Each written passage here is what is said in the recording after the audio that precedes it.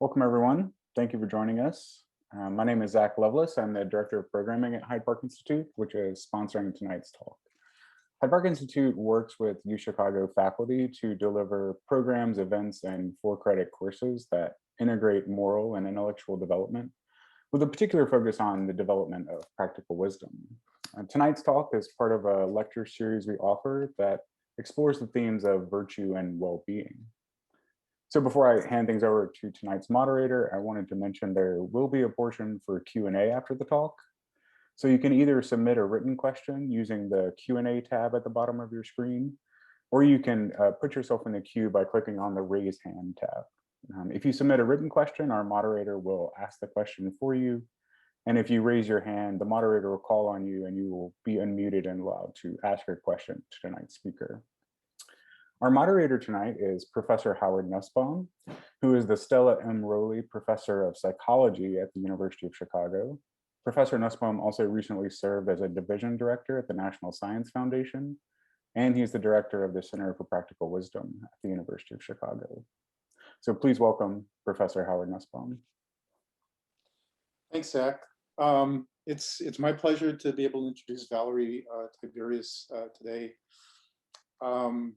Valerie is the Paul W. Frenzel Chair in Liberal Arts at the University of Minnesota, and she's a professor of philosophy.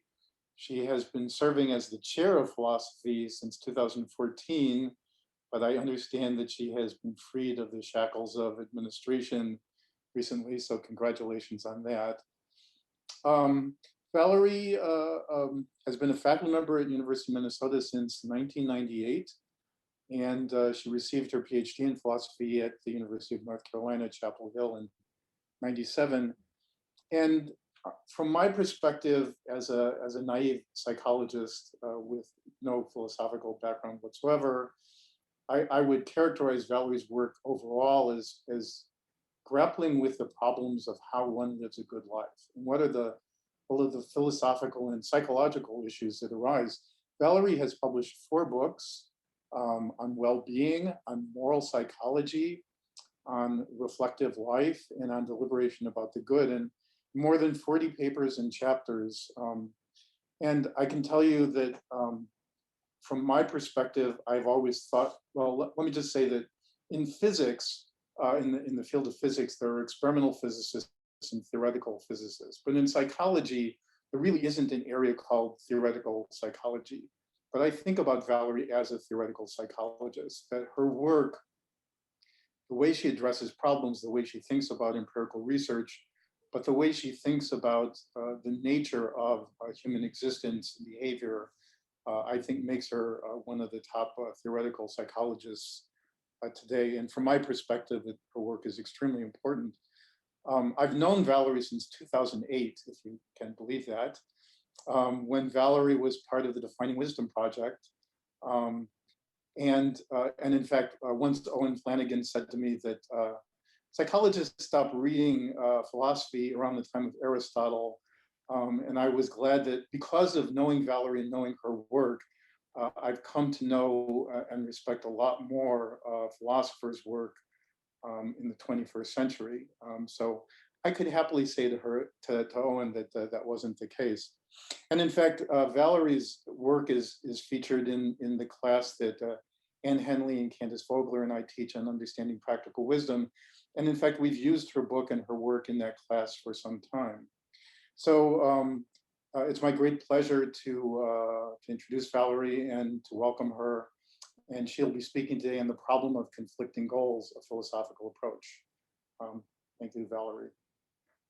Thank you. You can hear me, right? Good. That was such a wonderful introduction. I'm so glad this session's being recorded so I can play that back for myself when I'm having a down moment during the pandemic. I'm really just delighted to be here with you today and very glad to have been invited.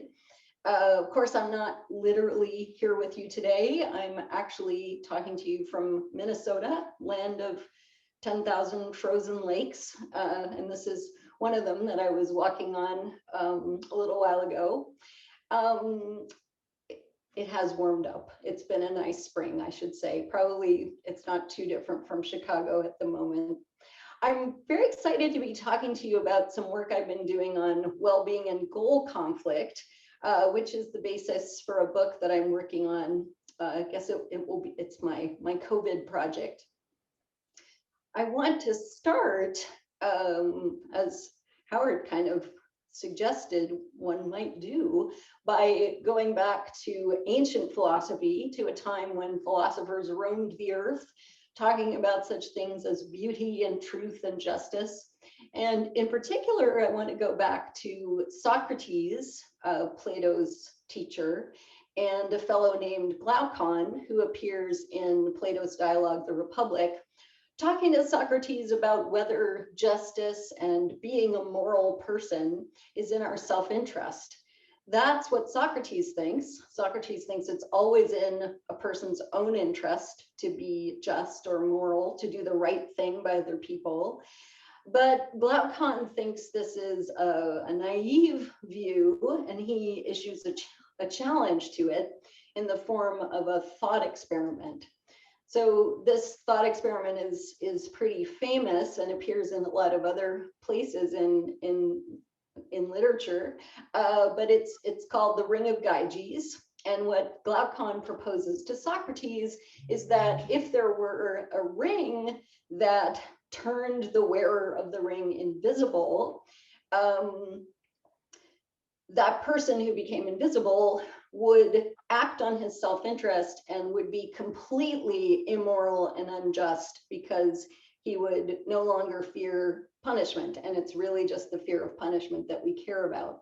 So just to be clear about what this ring is, it's just a ring that makes you invisible. And we have to presume, my students always want to know about this, we've got to presume that it also makes your clothing and anything that you're carrying invisible. I think that's an important detail that's left out of the Republic.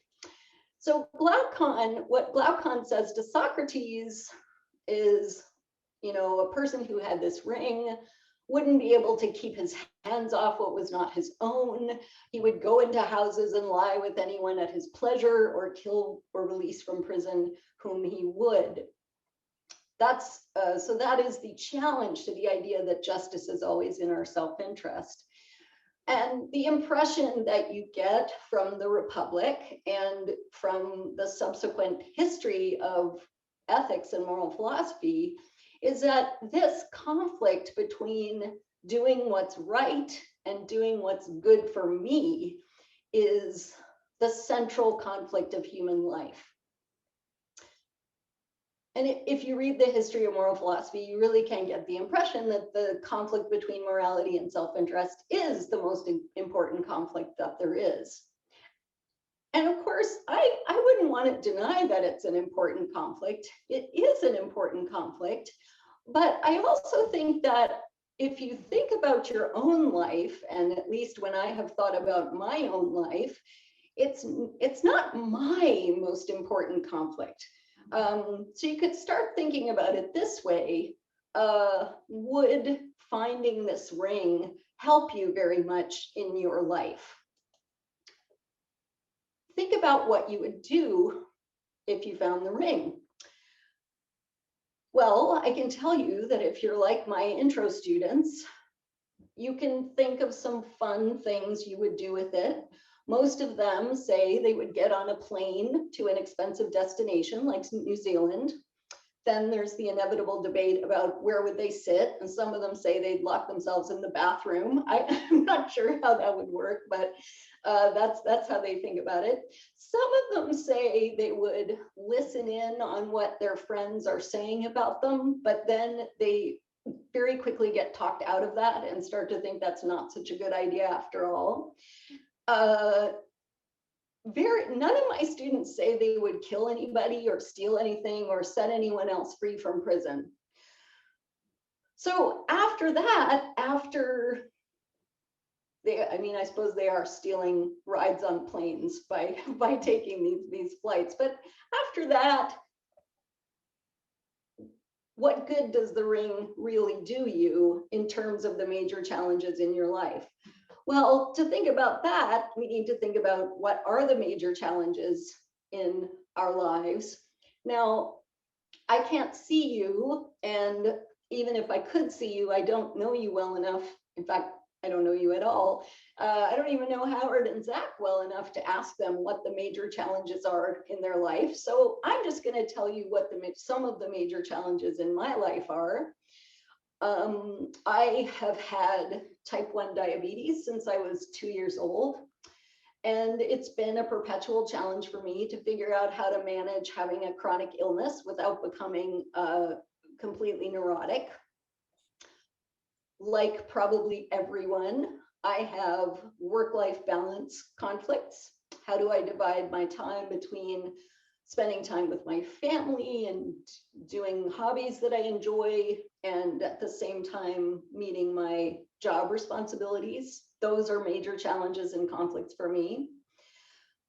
I think especially recently, when we've learned so much about the injustices in our world and how it's been very evident, I think, to all of us, how important those injustices, how significant they are, and the kinds of effects they have on other people. So I personally experience a kind of conflict between wanting to do my job and be successful as a professor, and also contributing to the world and making the world a better place. These are some of the major challenges in my life. I bet there's something in here most people can relate to. So we don't all have the same kinds of families or health problems.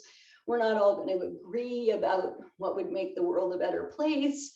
But we all have some goals in the ballpark of these kinds of categories. So we can ask, would being invisible help? Would not being afraid of punishment help me with these conflicts? Well, it wouldn't help me at all if I were invisible. I would still be diabetic. I'd still be an anxious person. I'd still have family I love who live all over the country. I'd still have a demanding job. I'd still have a desire to contribute meaningfully to the world and making it a better place. So none of these conflicts would be helped for me. So I'm inclined to think that life isn't so much like this as it is like this. I think what's right about the story of the Ring of Gyges is that we have different goals, and goal conflicts are a major problem for us. It's just that our goals don't neatly divide into these two buckets, morality and self-interest. I think our conflicts are much more complicated, but the idea that goals and goal conflict are crucial is really important. I agree with Socrates and Glaucon about that. So we could actually even see the importance of goals as a view about human nature, and that's how I'm inclined to think about human nature, that human beings are goal-seeking creatures with multiple competing goals, and more to say about that as we go. So if that's what we are, what's good for creatures like us? Well, fulfilling our most important goals over time.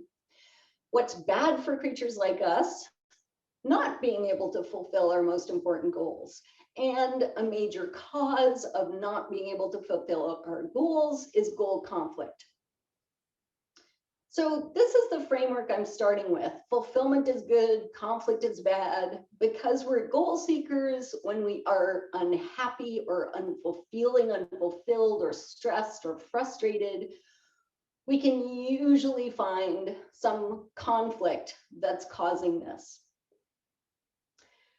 Might not always be obvious, because sometimes the goals that are in conflict are not ones that are top of our mind. They might even be unconscious goals.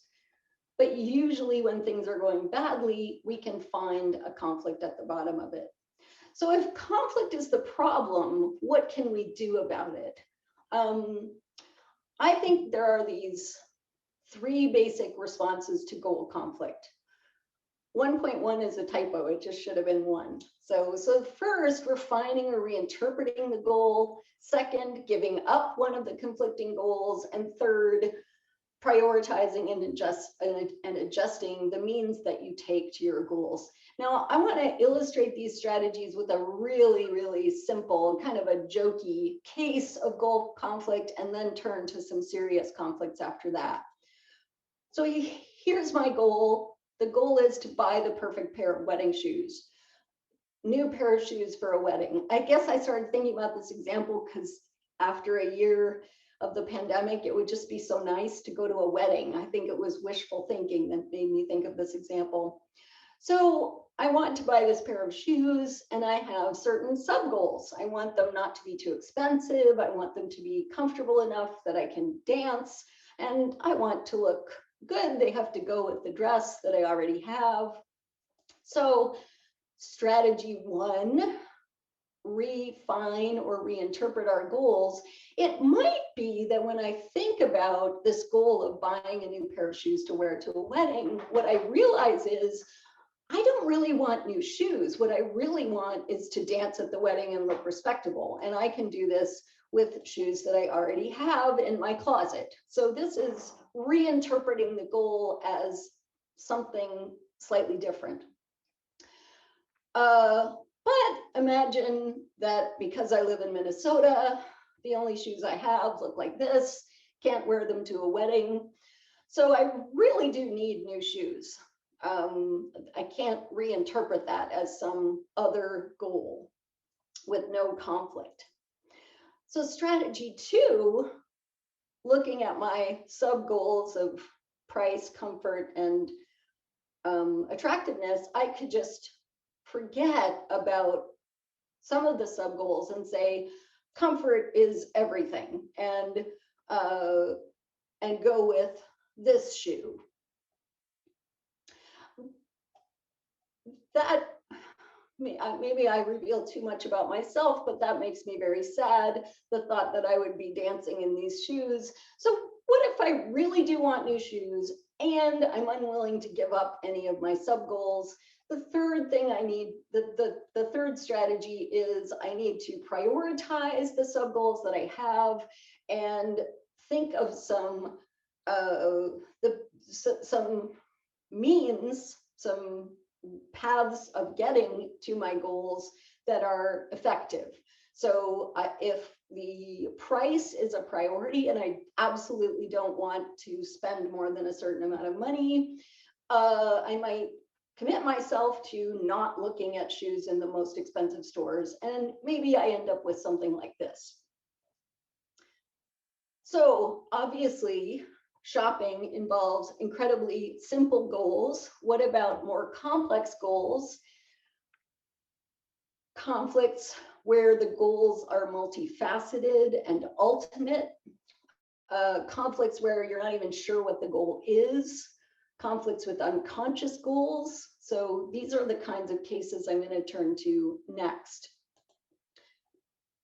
To see how it gets more complicated, we could think about work, the so-called work-life balance, because that's something everybody's familiar with. Work and life are obviously multifaceted goals. Work involves, succeeding at the tasks of your job, maybe getting a promotion, getting a good evaluation, getting along with your teammates, having a good relationship with your manager or your boss.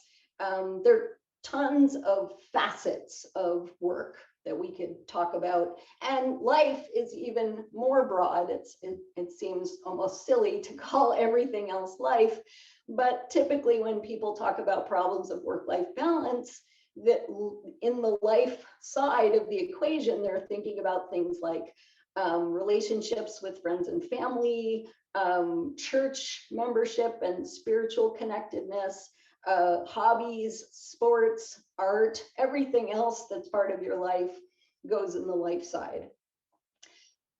So that's extremely general, and it's hard to make progress or think about how our three strategies might work if we're talking about these kinds of generalities. So I want to introduce some specific examples. And the first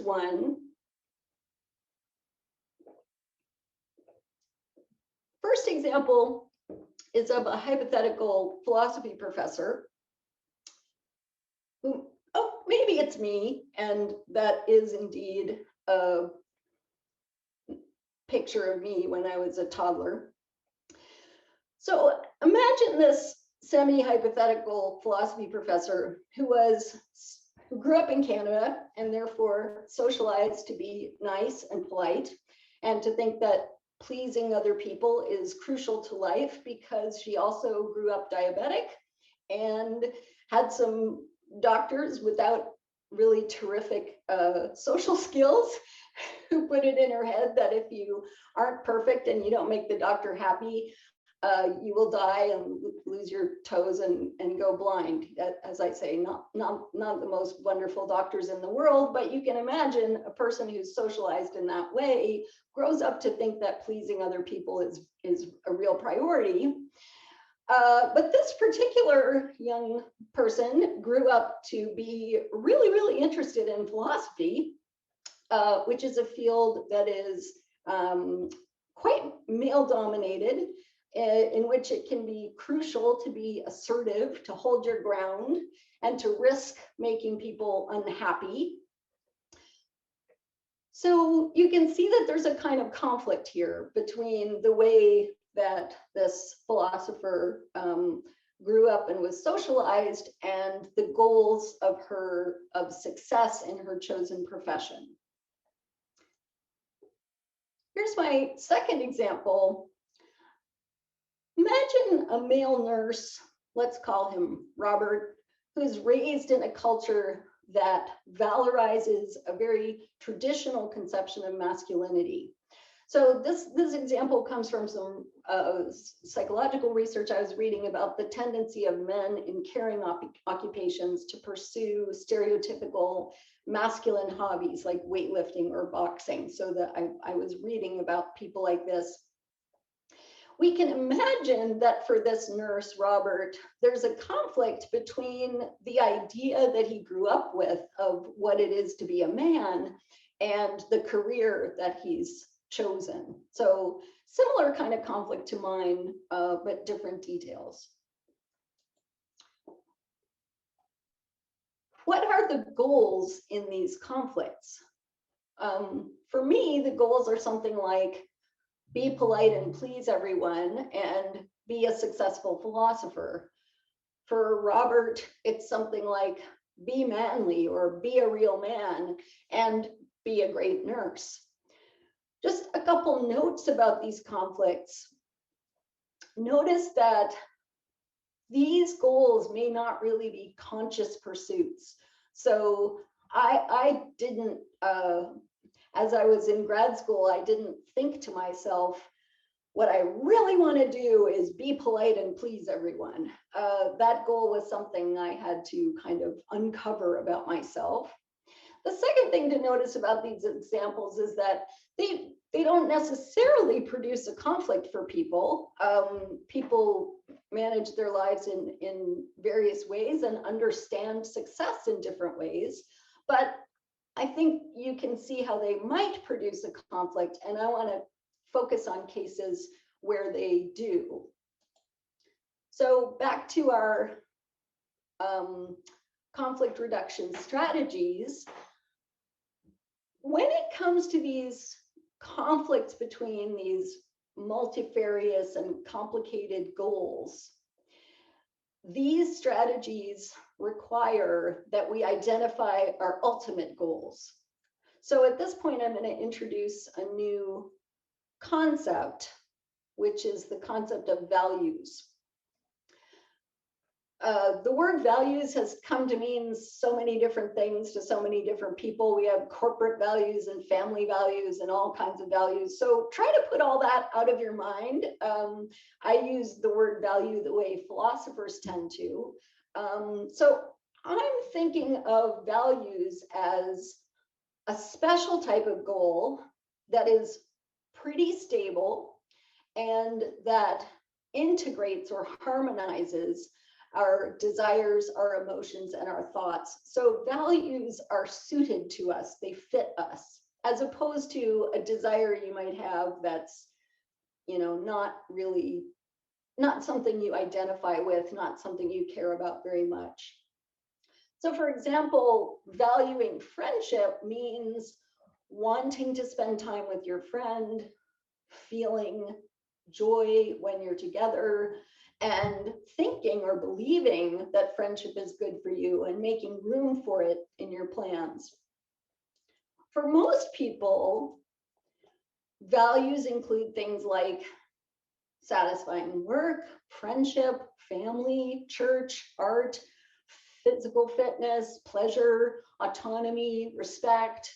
These are the kinds of things that most people would claim as their values, and there's reasons to think that that these are, if not perfectly universal, fairly broad and general. So keeping that in mind, let's think about the 3 strategies for dealing with conflict and my conflict as a philosopher. I've just given up on it's being a hypothetical example, and now I'm just talking about it being me, which it is. So these are my 2 goals: be polite and please everyone, be a successful philosopher. These are the goals that are in conflict. But what are the ultimate values that are at stake in this conflict? Once I figure out the goals, I can ask myself, what really matters to me emotionally and reflectively here? It could be that what matters to me is something like meekness or self-deprecation and deference, being deferential. But maybe it's also, instead, maybe what I really care about is being kind and compassionate.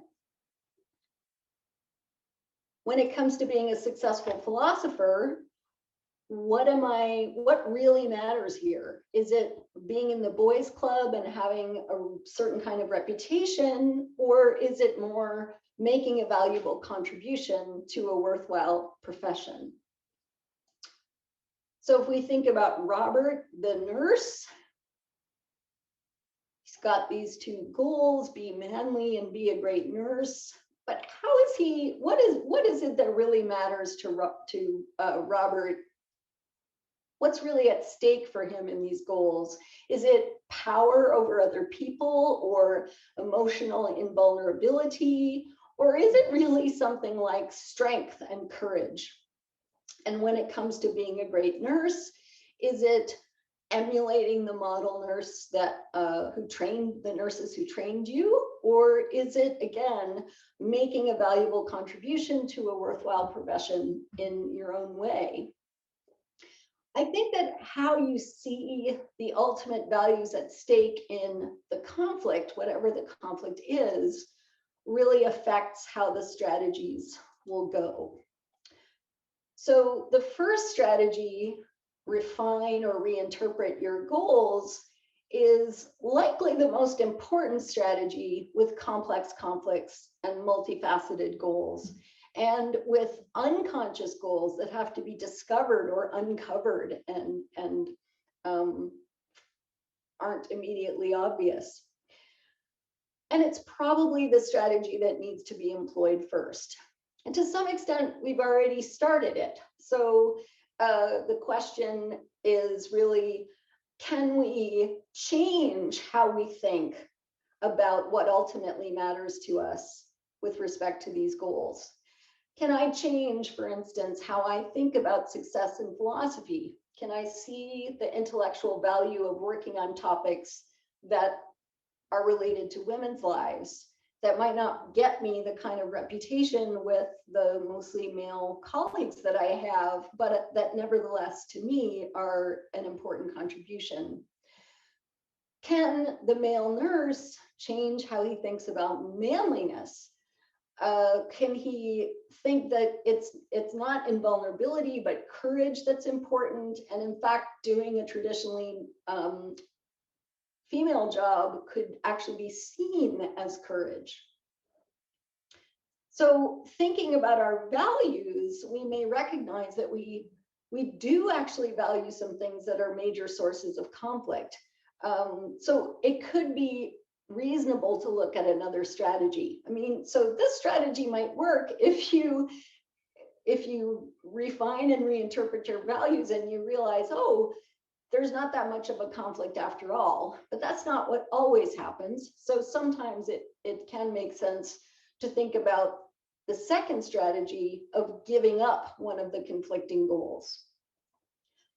In general, I would say there are some goals that just aren't good for us.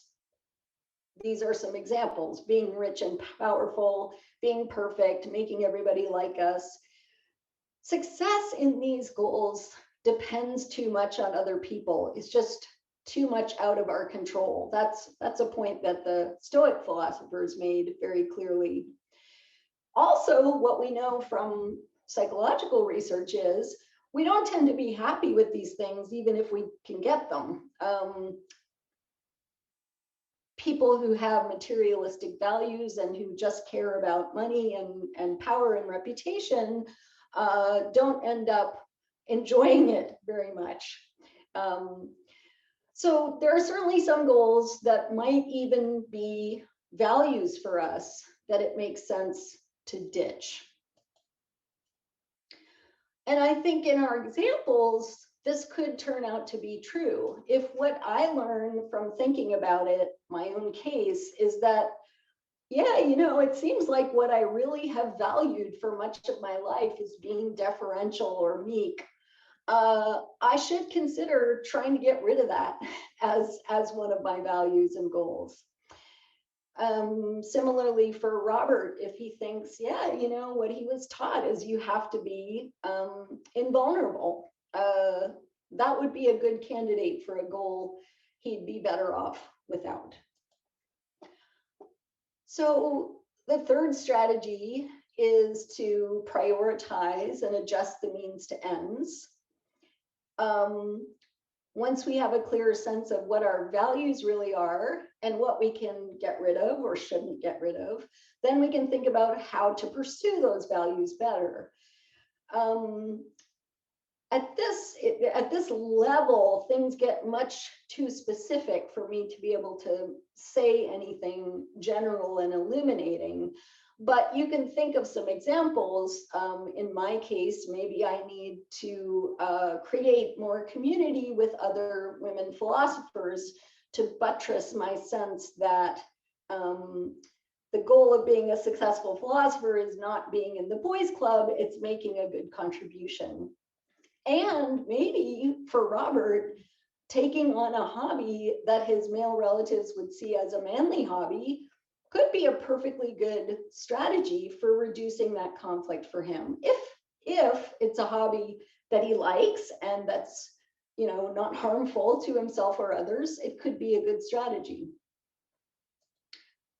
So just to summarize, goal conflicts produce stress and unhappiness. And when we are stressed and frustrated and unhappy, we can usually find a goal conflict at the bottom of it. We have these strategies that we can use. They don't always go in order 1, 2, 3. That was a little bit of an oversimplification, but they bring us a clearer sense of what our ultimate values are and how to fulfill them. So what this leads to is, I think, a theory of what it is to live well, what it is to live a good life, which I call the value fulfillment theory.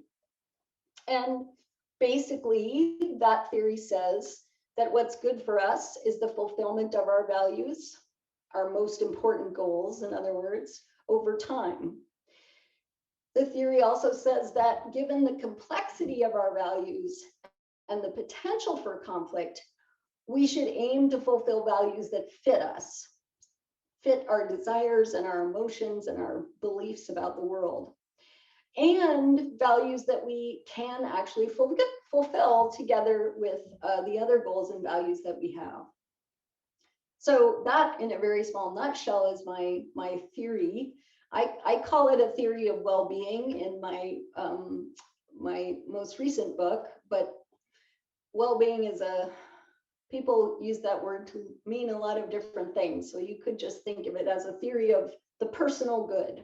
I'd be happy with that. So this theory raises a lot of questions, and I hope I'll hear some of them after the talk. But in the minutes remaining, I want to consider one question about the theory, which is the question, how do we know if we have the right values? You might think that's what a philosopher is supposed to tell us.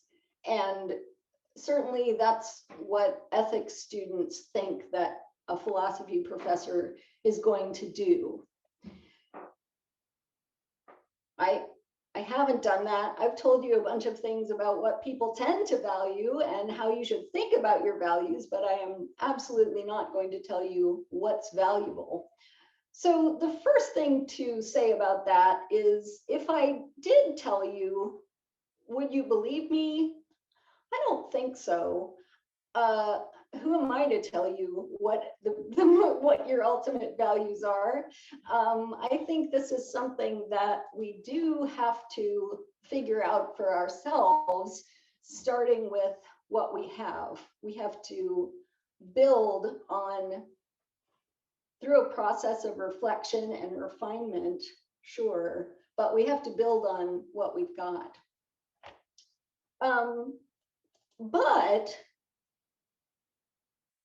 it's nevertheless not the case that anything goes. So I think in asking the question, or raising the concern, are our values the right ones? How do we know?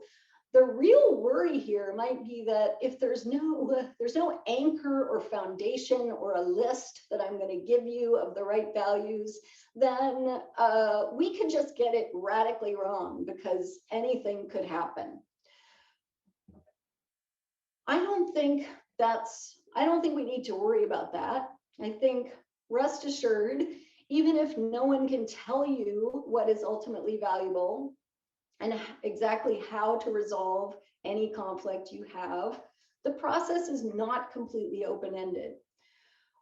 When we identify our ultimate values and resolve conflicts among our goals, we're not just flailing around in radical freedom. So I like the existentialist philosophers, but I don't think radical freedom is what we've got. And that's really because our human nature guides us.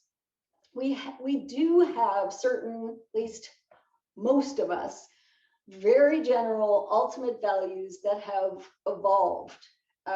Like autonomy, competence, novelty and stability, and affiliation. Affiliation is extremely important and strong and ubiquitous. And I want to focus on that one to bring us back to where we started. So notice that these affiliative, or you could call them pro-social goals, are intertwined with so many other goals we have. They're intertwined, for example, with work and life goals. When it comes to work, we want to get along with our coworkers. We often are engaged in training or being trained, training other people, being trained by other people. Very frequently, the purpose of our work involves other people. So, I mean, I'm a writer and a teacher, and if there weren't other people to be taught and to listen, to read what I've written, my life would be completely meaningless. Well, not completely, but it would be much less meaningful than it is. And it's not just true for teachers. If you work for a company and you make a product and other people buy that product, you're involved in a social world. When it comes to life, of course, it's even more true. Are the values that we have on the life side of things include things like friends and family members and fellow church members. Also, a lot of the leisure activities that we do involve other people in one way or another. Sports, music, all sorts of things. Choirs, bands, playing team sports where you have to get along with teammates. So it's also true that in the case studies I talked about, we can see that other regarding or affiliative or pro-social goals are everywhere. I care about being nice to people and about contributing to a shared human project. The nurse cares about helping other people through his job. He also cares about how other people see him. He cares about other people's regard for him. So I think this is evidence that our goals don't neatly divide into the self-regarding, selfish, and the other regarding, moral. Oops, I just pulled out my earbud. And this is one reason that the ring wouldn't really help us very much, because we care about other people for their own sakes. So if you tell me, hey, look, you can screw over your best friend and steal, what could I steal her bicycle and her husband if you were invisible, I have no interest in doing that. My interest in her is our friendship. And she'd probably let me borrow her bicycle if I asked. So how do we know if we have the right values? Well, I think there aren't any guarantees in life, but if your ultimate values are at least not in conflict with each other, if they fit your whole self and they suit your human nature, including your social nature, you're going to be on the right track. And there's no reason for kind of fundamental existential angst. So what I've tried to talk about today is this idea that a good life is one in which you fulfill your ultimate values, the values that fit you in your life and that also fit together so you can pursue them over time. That given that framework, goal conflicts are a problem for living a good life, that we can address those conflicts by choosing to give up a goal, by figuring out different ways to pursue the goal, or by identifying and reinterpreting the real values, what really matters to us, that's at stake in the conflict. And then last, bringing it back to the beginning, because we're human beings, the process of refining our values is informed by our human nature, which is profoundly social. We don't choose our values in a vacuum, and we also don't choose them entirely alone. Thank you.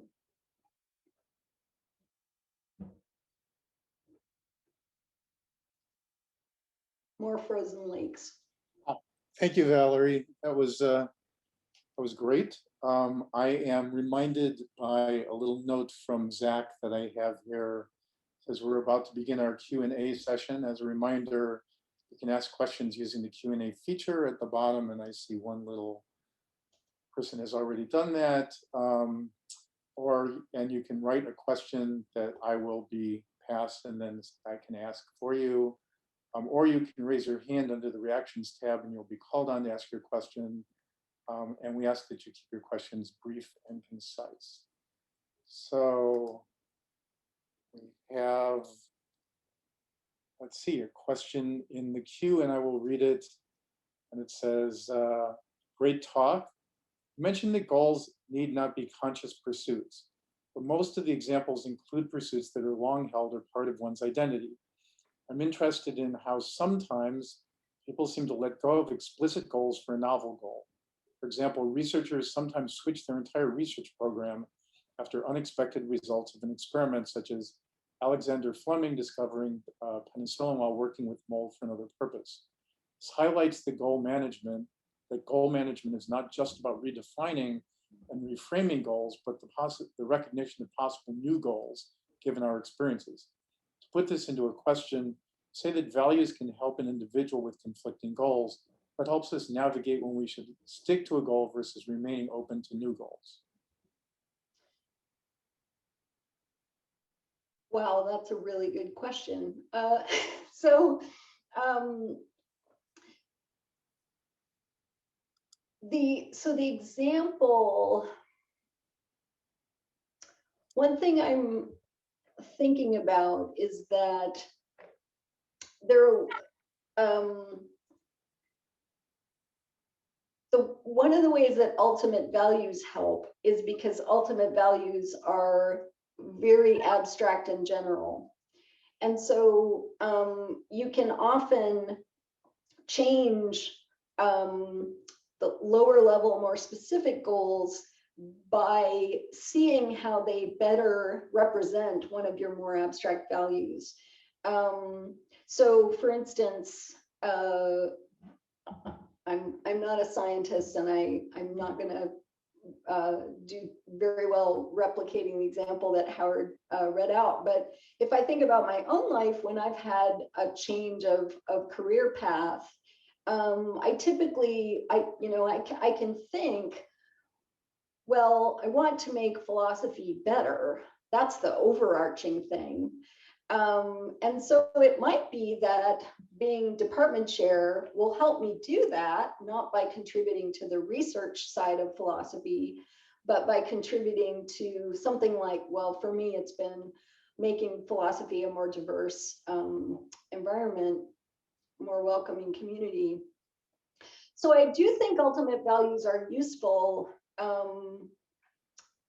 even for goal change. Like values are up here and the specific goals are down here, and you can change the goals because you see that they hook up with the ultimate values better or worse than the other options. That doesn't quite answer the question about advice for how we know when we need to try something new rather than just sticking with, oh dear. I really have to stop gesturing with my hands because I keep ripping out my earbuds. So the question of how do we know when to go with something new? That's the kind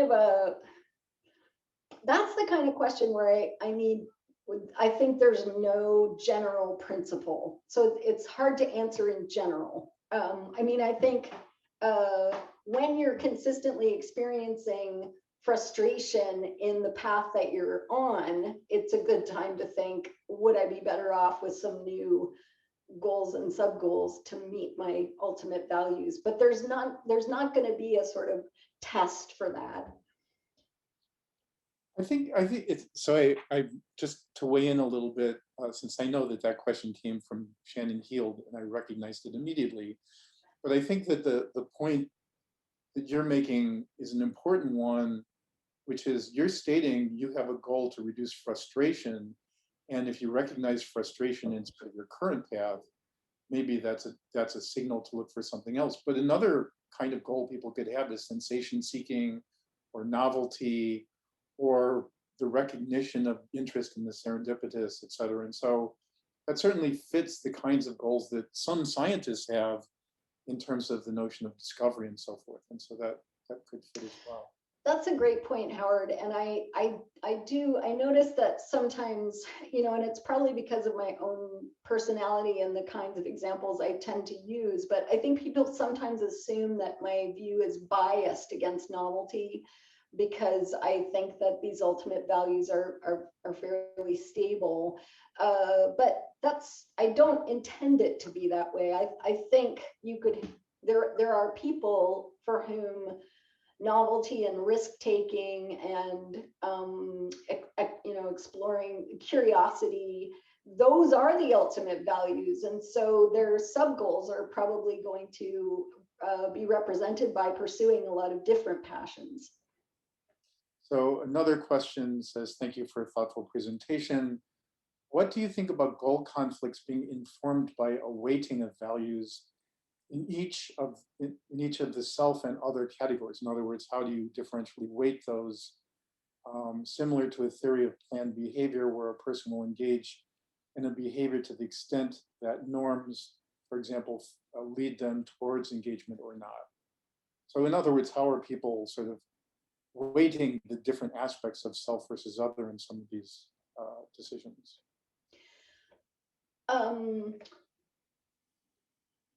The way that I think about, so I actually think there are different kinds of weight. One sort of weight is importance, like how much does it matter to the valuer?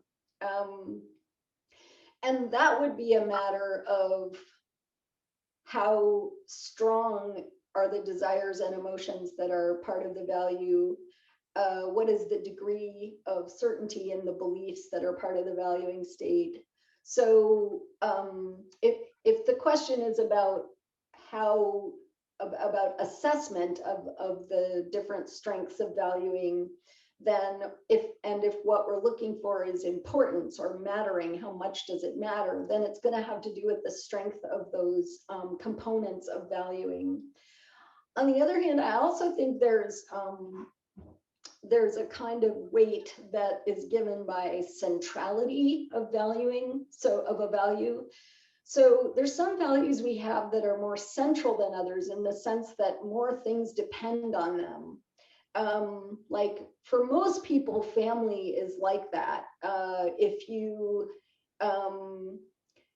there's so many things, other things you value besides family, that when you think about, well, why am I doing that? And why do I really care about that?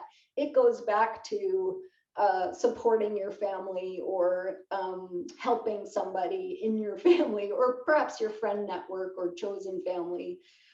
So I think there's also a sense of weight that attaches to those central values. And that would be measured not by strength of attitude, but by looking at the network of values and seeing what is that value connected to?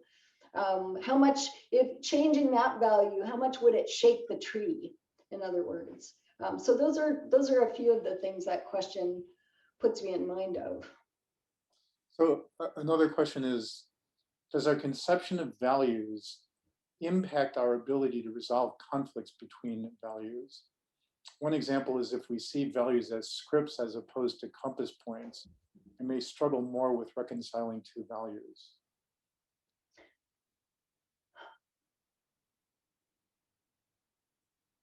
Maybe Howard, you could help me understand what it means to interpret a value as a script. So it's an interesting thing. I believe it's an allusion to an aspect of cognitive science, which suggests that society has culturally sort of embodied with us certain ways of dealing with ritualized situations. So the way one is a philosopher in a certain situation, a philosopher in the audience at a talk versus a philosopher giving a talk. And the script sort of reflects the kinds of things one might engage in as acceptable behaviors. Smelling your shoe in the audience, probably not a good thing in either case. One of my advisors used to do that as an audience member. Why, I have no idea. But framing a question could be done in one of two ways. You can frame a question that helps the audience understand what you thought was an unclear point as an audience member, or you might have some personal vested interest in making a point by asking your question in a certain way. And one of those might fit your script for one reason, might fit someone else's script for another reason. And how you weight those things as opposed to compass points, which might be, so one could think of those things as cultural frames by which we act, what's a good thing to do versus what we aim at, in the sense of goods that we aim at. I think that's what the question is about. That's really interesting. I need to think about that more. Because I haven't thought about, I've heard about, I knew about scripts, and I've heard that language before, but I've never thought about it in connection with values. I guess what I would want to say is that part of the process of refining or reinterpreting your values is a process of changing the script. So, you know, if you think of motherhood as demanding a kind of super mom set of actions where you bake the cupcakes for the bake sale from scratch, and you do all the craft projects, and you make the Halloween costume and sew it yourself, and you're driving yourself around the bend because you also have a job, and that seems to me like a script for motherhood that you could alter. I mean, it might take therapy to do it, but so yeah, does that make sense to you? Well, I think that does make sense. Jonathan Lear, in one of his books, sort of invokes the notion that we have socially defined roles as teachers, for example. Mm. And then there may come a moment where you're speaking to like the town council about some issue, and you realize that they don't understand the point that you're making. And so even though you're no longer in a classroom, no longer filling the role of socially defined teacher, you have to engage that kind of script, if you will. You have to engage that kind of information in order to achieve the compass point of what you think is the change that you want to confer to. So I think there can be an interaction between yes. sort of this notion of that the things that I choose to do, which are scripted by society, and I've bought into those, may be shaped in some circumstance by the confrontation with a compass point that isn't normally aligned with it, but you have a kind of epistemic moment of insight, a kind of ironic moment, Lear calls it. You have this kind of ironic realization about the mismatch between them, but then conformance can occur where you can make use of it. And therein, in fact, develop a new kind of way of approaching things. Yeah. It's hard to sort out exactly how the terminology there matches the terminology that I've been using, because sometimes acting in accordance with a script is a different means to an end. So you want, you want to convince the committee to do something, and so you pick up your teacher script and for the sake of getting to a specific goal.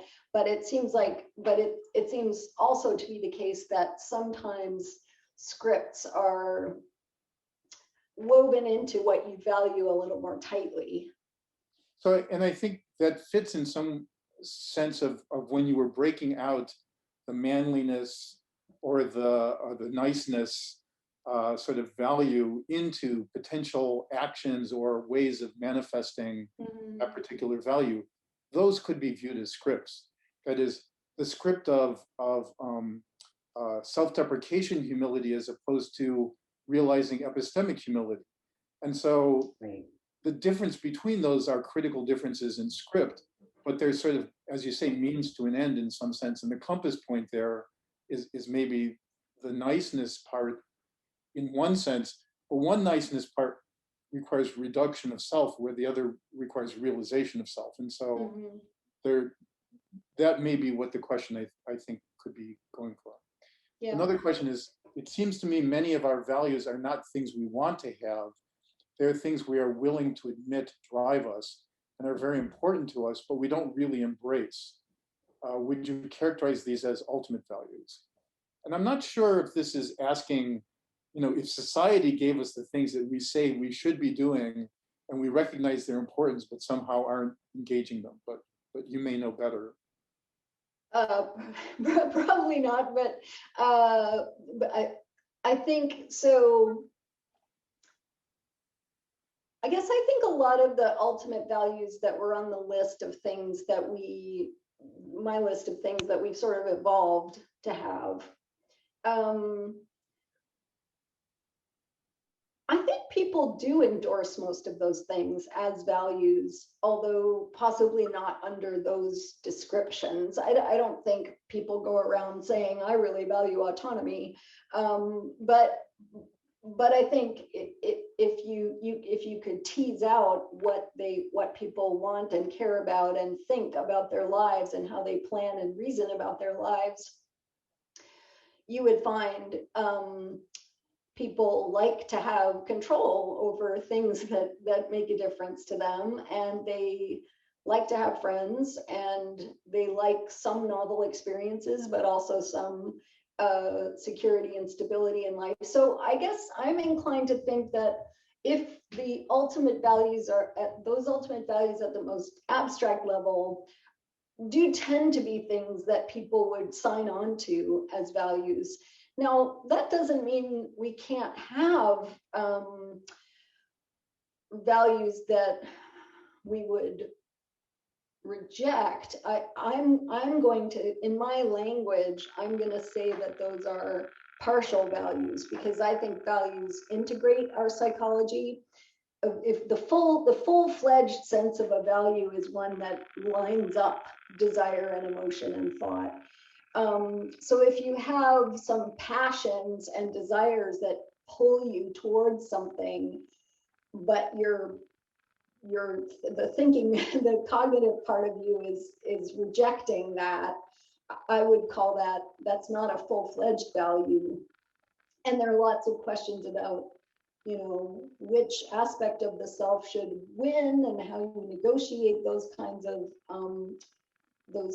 partial values. I think good sorts of examples of this come from religious people who whose sexual orientation or preference doesn't fit with their church, and so end up sometimes having emotions and desires going one way, but their judgment going quite a different way. And again, I don't think there's a general principle about how that kind of conflict should be solved. One reasonable solution is to, find a different church, but some people resolve the conflict by fighting for change in the church that they have. So there's different ways of navigating that. So another question is, goals are premised to exist in the long term. How do goals and values potentially change if we, for example, have a year left to live? Yeah. And I presume the question is, you have a year left to live and you know it, right? I think that's right. Yeah. Because if you don't know it, from your own point of view, not much is going to change. Although I think if you only have a year left to live, there are certain things that would be good for you to do, even though if you don't know you only have a year to live, you're not going to know that you should be changing your life. Yeah, I think that some of the values that I think for most people, some of the values that we have bring ongoing satisfaction and fulfillment that don't depend on long periods of time. I think if I were to find out I have a year to live, I would want to, the way I want to think is, well, of the things I care about, what are the things, A, that matter most, and B, that I can actually bring to fruition in a year. I'd probably finish the book I'm working on, even though, because it's almost done, and that's a thing. It's an accomplishment and an achievement and a contribution to something I care about. But I also spend a lot of time with my family and my friends, and I'd stop lifting weights. because I'm not going to have to worry about osteoporosis. So anyway, I think, sorry, I'm getting a little punchy, but I think even though it is true that most of our ultimate values have some stability and they tend to last, the very most abstract ones, I think, last a lifetime. But there are ones that you can fulfill now in a short period of time. And those are the ones that would make sense to focus on if you only have a short period of time. Okay, another question is, humans aren't invisible, but we do know that they act very differently when they are anonymous. And I guess that put me in mind of the fact that if you paint two eyes in a room, human subjects will behave differently, thinking that they're being overlooked or something. So why are you so certain that conflict between the moral and the personal in our nature, are you so certain that the conflict between moral and personal is in our nature rather than a life's worth of experience? Sorry, the last part I didn't quite get. I think the question is whether it's a natural philosophy, that is, the conflict between moral and personal is embedded in what it means to be human, or emerges from the kind of experiences we have as human. Oh, interesting. I guess I initially thought it was just going to be a rejection of the whole premise that the self-interest and morality conflict isn't the most important conflict that there is, because that is actually something I'm quite aware of. I mean, internet trolls, and when you make people anonymous, people become horrible. I am aware of that. I suppose my thinking was that there's a lot that conflict leaves out that's very important. So in the book, I qualify the anti-Ring of Gyges rhetoric and make it a little bit more reasonable. But for a talk, I want it to be a little I don't know, punchier. But the question about whether, so I think the real question, I just told you the things I'm worried about, but I think the real question had to do with why I would see the conflict as part of human nature as opposed to just arising from human experience. That's a great question. I think, philosophers have, in the history of philosophy, philosophers have differed about whether it's an inherent conflict that arises from human nature or whether it's something that comes about because of a particular way the state is organized. Or so somebody like Hobbes thought that's our nature. We are nasty pieces of work, and if you leave us alone, life will be nasty, solitary, poor, nasty, brutish, and short, right? That was Hobbes. So Hobbes certainly thought it was nature, and a lot of philosophers followed him on that. But there are some philosophers who have disagreed. I think Rousseau is one who thought we were basically didn't have this kind of conflict, and it's society that brings the conflict to us. So I actually don't have a horse in that race or a dog in the fight or whatever. I was just sort of just relying on a not a consensus, but a very common view in philosophy. An anonymous questioner asks, I like this theory of value fulfillment. If possible, could you speak about other, perhaps opposing theories that exist on managing goal conflict? Oh, theories of managing goal conflict. Well, so there's certainly the literature that I'm positioned in is in philosophy, the literature on well-being in philosophy, and those theories would have implications for how to resolve goal conflict. So one of the big competitors to me is hedonism. Hedonism is the view that the good life for a person is the life with the greatest balance of pleasure over pain. And what they would tell you about how to resolve conflicts is to choose whatever option brings you more pleasure. So I would presume if you have a conflict of goals, they're going to tell you to to figure out, will getting rid of one of these goals bring you more pleasure without any concomitant pain. So that's the kind of approach that a hedonist would take to it.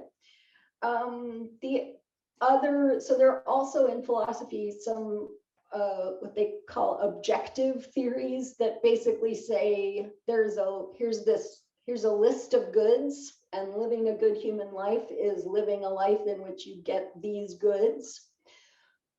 And that kind of theory is likely to recommend that you resolve goal conflicts by making sure that your goals track the objectively good goals. It gets very complicated because for those objective list theories, the kinds of things on their list, they're not that different from the kinds of things that are on my list of things that most people value. They tend to put knowledge, friendship, pleasure on those are three of the biggest items that tend to be on objective list theories in philosophy. But they have a different status. In my theory, those are things we value and we need to figure out how to pursue them. Whereas in that objective theory, those things are good independent of us. And we should manage our conflicts by making sure we're tracking those objectively good things. I want to exert just a moment of prerogative and ask a question myself before I get to the next question, which is the way you're talking about conflict, that you have a superordinate goal of reducing conflict in order to achieve your goals. So if there's a conflict between goals, one wants to reduce that conflict and achieve some harmonization, shall we say, in some sense. One of the things that you haven't said anything about, and which I'm struggling with, is, so I'm teaching a class on controversies in psychology. And when you sort of look at what Feyerabend says or Kuhn, there's a role for the conflict. There's a role for controversy in development, if you will. In that case, it's in the development of science or the advancement of science. And there's also a role for confirmation bias versus a role for logical positivism, and et cetera. So Right. Conflict can have a positive role, but you haven't said anything about that specifically. And I'm wondering if you've thought about how engaging that conflict in different ways may have developmentally beneficial consequences for someone. Yeah. So I don't actually think that the superordinate goal is conflict reduction. I actually think it's value fulfillment. So the overarching goal is more fulfillment of values that fit you. Conflict is instrumentally bad because it tends to reduce how much you're able to fulfill the values you have. But what you're pointing out, I quite agree that sometimes, temporary and manageable conflicts will make for an overall life in which we're able to fulfill more of our values. I think that's absolutely right, and something that I do talk about, and I think it's really important. And one last question, it looks like, both in time and queue. Is the good-bad dichotomy outmoded in the 21st century? Is there a classification system beyond that would be more productive? Could someone have ostensibly good goals and advocacy, volunteer at a local place of worship, love your family, neighbors, vote for a candidate, but have antisocial values that lead to bad personal behavior?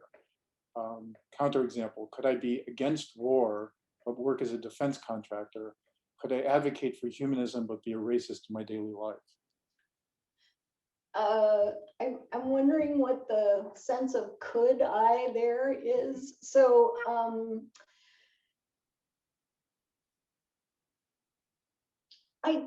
I do think that a person who is more coherent than these examples you described is likely to be living a better life in terms of value fulfillment. And that's partly because I think often if you oppose war and go to protests and write your Congress people to ask them not to support a war and also work for a defense contractor, you're likely to experience some cognitive dissonance and to feel a little bit not good about the job that you've got. Now, that's not necessarily the case, and life is very complicated, and it's perfectly possible to be the kind of person who says, well, this is the job I could find, and I'm good at it, and I'm supporting my family, and somebody would do it, and I'm going to, at the same time, and maybe partly because of that, I'm going to spend some of my life working for conditions where war is rare and only happens in great dire need.